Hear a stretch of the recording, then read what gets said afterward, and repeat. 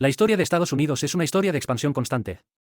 Cada vez que surgen conflictos entre los grupos de interés en el país, la expansión exterior se convierte en un medio para aliviar las tensiones internas. Por el contrario, una vez que se detiene el impulso expansivo o la distribución de beneficios resultante se torna desigual. Surgen crisis significativas en el interior de Estados Unidos. Según la naturaleza de la expansión, la historia de Estados Unidos se puede dividir de manera aproximada en tres grandes etapas. La primera etapa abarca desde 1776 hasta 1860. Un periodo de expansión territorial en tierra. Estados Unidos tardó 84 años en pasar de las 13 colonias originales en América del Norte a una expansión gradual hacia el oeste y el sur, aumentando su territorio varias veces. Cuando el territorio estadounidense alcanzó la costa oeste y no pudo expandirse más, surgieron tensiones irreconciliables entre la economía capitalista del norte y la economía de plantaciones del sur, lo que llevó al estallido de la Primera Guerra Civil estadounidense.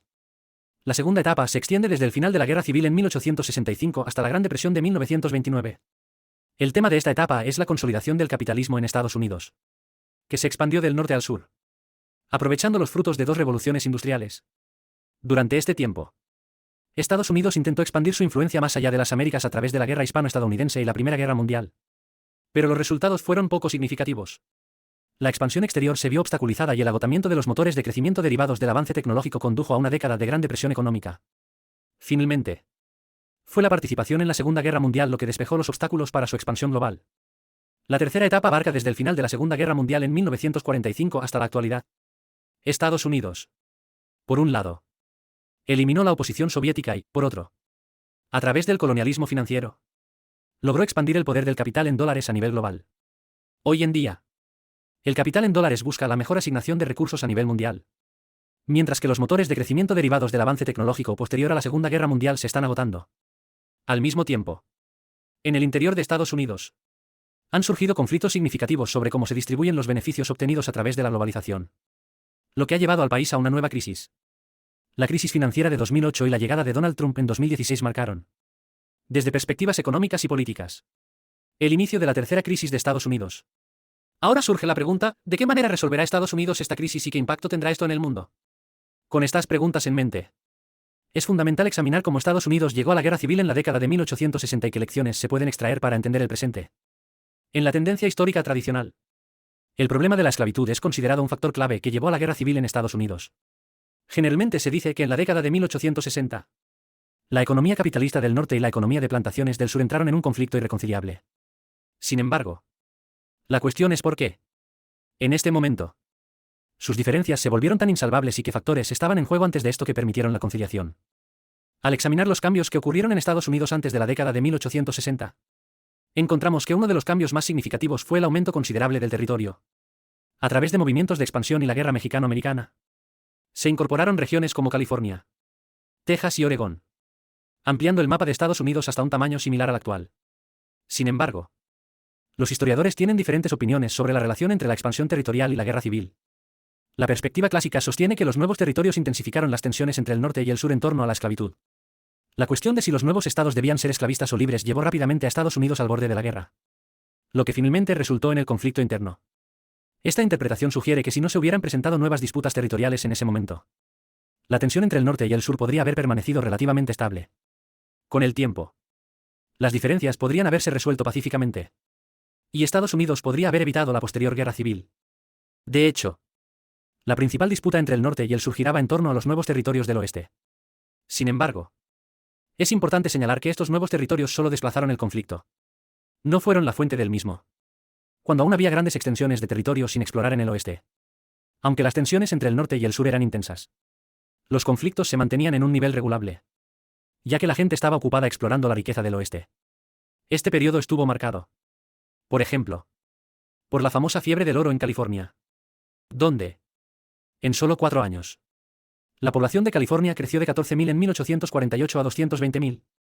Cuando, en la década de 1860, las tensiones entre el norte y el sur se volvieron irreconciliables. Fue precisamente cuando ya no había más tierras disponibles para explorar. Esto no es una coincidencia. De manera similar, en la década de 1820, cuando aún había grandes territorios no desarrollados en el oeste, el norte y el sur lograron llegar a un acuerdo temporal. El Compromiso de Missouri, que alivió los conflictos al acordar postergar las disputas y trabajar juntos en la explotación de esos territorios. En la década de 1850, el Congreso de Estados Unidos aprobó 2 compromisos. Pero no lograron detener la intensificación de las tensiones entre el norte y el sur. La diferencia radica en que ya no había nuevos territorios disponibles, ambas partes se convirtieron en competidores por los recursos existentes. Por lo tanto, una forma más precisa de describir la situación es que los nuevos territorios en el oeste retrasaron el momento en que el conflicto sobre la esclavitud entre el norte y el sur estallaría.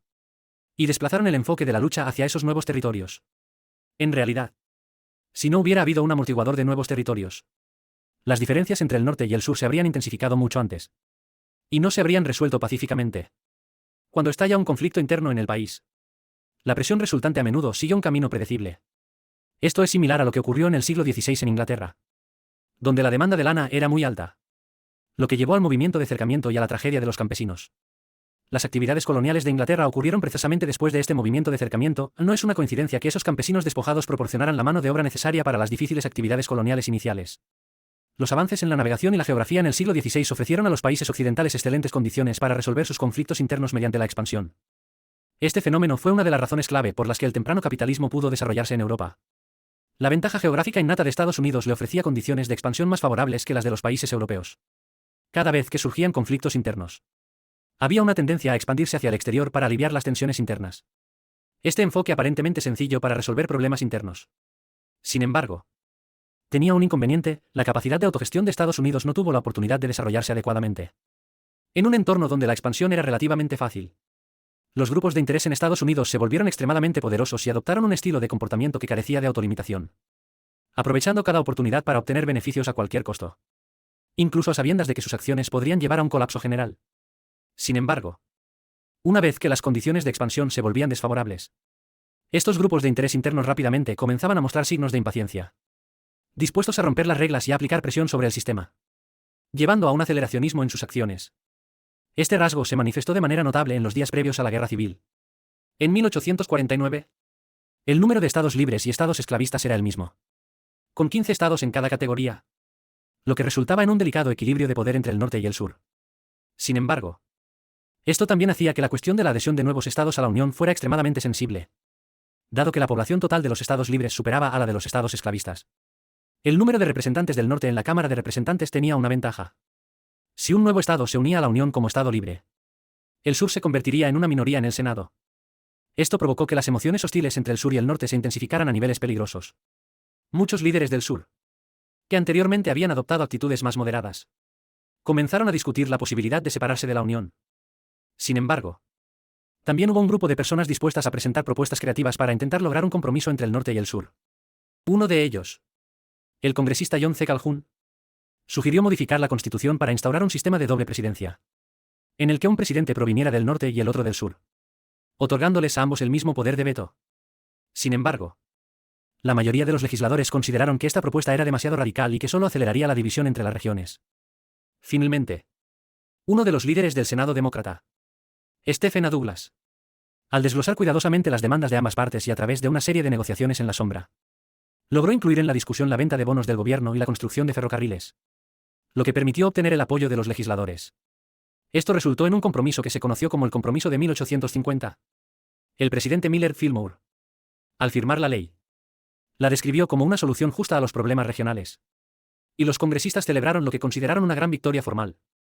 Sin embargo, este tipo de compromiso, logrado a través de intercambios de intereses en la sombra, presentó un problema: el conflicto en sí no fue resuelto, sino que todos podían beneficiarse del juego federal.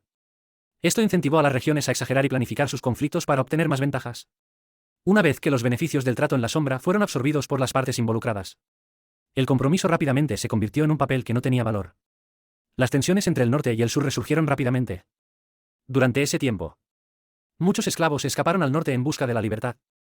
Un aspecto importante del compromiso de 1850 era la prohibición de la fuga de esclavos, y el norte tenía la obligación de cooperar en este sentido. Sin embargo, en la práctica, la oposición al Fugitive Slave Act, ley sobre los esclavos fugitivos, creció en el norte. Cuando los dueños de esclavos del sur venían a los estados del norte a perseguir a los esclavos fugados, muchos del norte se reunieron para impedirlo. Además, algunos estados del norte promulgaron leyes locales que prohibían la entrega de esclavos fugitivos. Esto llevó a que los blancos del sur se sintieran aún más enojados y alerta, ya que se dieron cuenta de que, debido al desprecio y la desobediencia del norte, el compromiso de 1850 se había vuelto irrelevante. En 1854, La lucha por los derechos de construcción de ferrocarriles provocó un nuevo y violento enfrentamiento entre el norte y el sur. Stephen A. Douglas, quien había apoyado el compromiso de 1850, esta vez buscó llevar el ferrocarril transcontinental a su hogar en Illinois. Una vez más, utilizó su método familiar de negociaciones en la sombra para obtener un consenso entre los legisladores del norte y el sur, lo que resultó en la aprobación de la ley de Kansas-Nebraska. Esta ley causó una fuerte conmoción en el norte, donde la gente condenó a los representantes del norte como demasiado débiles y corruptos por no haber logrado detener su aprobación. Como consecuencia, aquellos legisladores que se opusieron a la propuesta de Douglas se unieron para formar un nuevo partido político, el Partido Republicano, que adoptó una postura más firme en torno a la cuestión de la esclavitud. Uno de sus miembros destacados fue Abraham Lincoln. La aparición y rápida ascensión del Partido Republicano marcó el fin de la base política para la reconciliación entre el norte y el sur. Desde la conclusión de la Guerra Mexicano-Americana en 1848, las principales acciones de expansión territorial de Estados Unidos habían llegado a su fin. En solo 6 años, la política estadounidense se polarizó y se dividió debido a la distribución desigual de beneficios. Desde entonces, el Congreso no volvió a aprobar ningún compromiso significativo. Las tensiones entre el norte y el sur se intensificaron, y la elección de Lincoln en 1860 sonó como la última alarma para el sur. En las semanas siguientes, la división de la Unión comenzó, lo que condujo directamente a una guerra duradera y brutal entre el norte y el sur. A 160 años de distancia, Estados Unidos se encuentra nuevamente atrapado en conflictos provocados por la distribución desigual de beneficios derivados de la globalización. Esta vez, Estados Unidos muestra nuevamente características similares. Al comparar con el Imperio Británico de la generación anterior, se pueden observar diferencias marcadas entre ambas potencias. A lo largo de todo el proceso de ascenso del Imperio Británico, siempre enfrentó la amenaza de potencias europeas como Francia, Alemania y Rusia. Un tema central de la política exterior británica fue la búsqueda de mantener un delicado equilibrio entre estas potencias, lo que llevó a que Gran Bretaña desarrollara habilidades en la manipulación de temas políticos y en el arte del compromiso. En contraste, a lo largo de la historia de Estados Unidos, su forma de resolver crisis ha estado marcada por la falta de una tradición de compromisos. Los grupos de interés internos han optado por luchas intensas para eliminar físicamente al oponente o por expandirse nuevamente hacia el exterior para aliviar la presión interna. Esto se debe a que, desde sus inicios, Estados Unidos contaba con una ubicación geográfica excepcionalmente favorable para la expansión. Cada vez que surgían conflictos internos, la expansión hacia el exterior actuaba como una válvula de escape.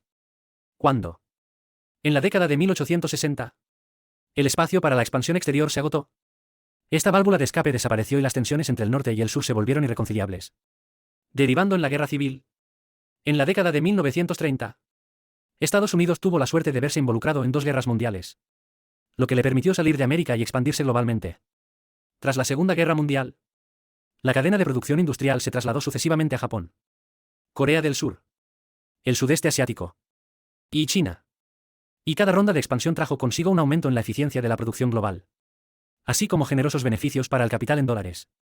Sin embargo, la globalización económica también trajo conflictos internos en Estados Unidos. Los trabajadores de la manufactura local perdieron su valor económico y vieron caer su estatus social, pero aún conservaban el derecho al voto. A largo plazo, esto inevitablemente alteraría el mapa político original de Estados Unidos. De hecho, las élites de ambos partidos políticos en Estados Unidos se dieron cuenta de esto hace tiempo y adoptaron medidas para contrarrestarlo, utilizando una estrategia de dilución de derechos de voto mediante la llegada masiva de inmigrantes. No obstante, Estados Unidos se enfrentó a 2 problemas.